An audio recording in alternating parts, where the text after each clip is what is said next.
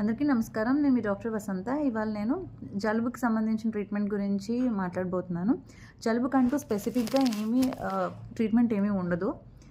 మనకి జలుబుకి ముఖ్య కారణాలు వచ్చేసి rhino virus, respiratory syncytial virus, influenza, para influenza, ఇంకా వేరే వైరల్ ఇన్ఫెక్షన్స్ కూడా మనకి జలుబు, దగ్గుతో స్టార్ట్ అయ్యి ఫీవర్ అవన్నీ వచ్చి ప్రోగ్రెస్ అవ్వచ్చు.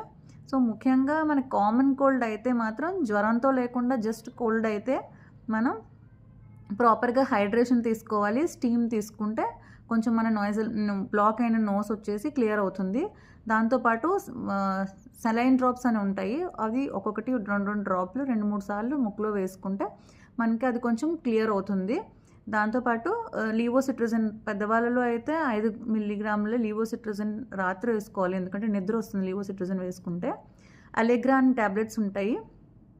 ఫెక్సోఫెనడిన్ 120 మిల్లీగ్రాములు ఉంటుంది, అది వేసుకుంటే తుమ్ములు కానీ జలుబుతో పాటు తుమ్ములు ఇలాంటివి ఉన్న వాళ్ళు ఇవి వాడుకోవాలి.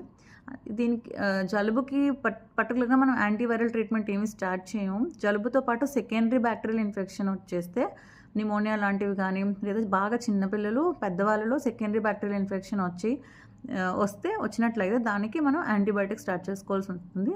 లేకపోతే మనం హైడ్రేషన్ అంటే 3 నుంచి 4 లీటర్ల వరకు కొంచెం గోరువెచ్చని నీళ్ళు తాగడం, vitamin C supplements, B complex supplements తీసుకుంటే సరిపోతుంది. దాంతోపాటు స్టీమ్ ఇంటర్మీడియట్గా తీసుకుంటే మనకి కోల్డ్ మనం తీసుకోకపోయినా ట్రీట్మెంట్ అదే మనకి వారం రోజుల కల్లా తగ్గిపోతుంది. Thank you.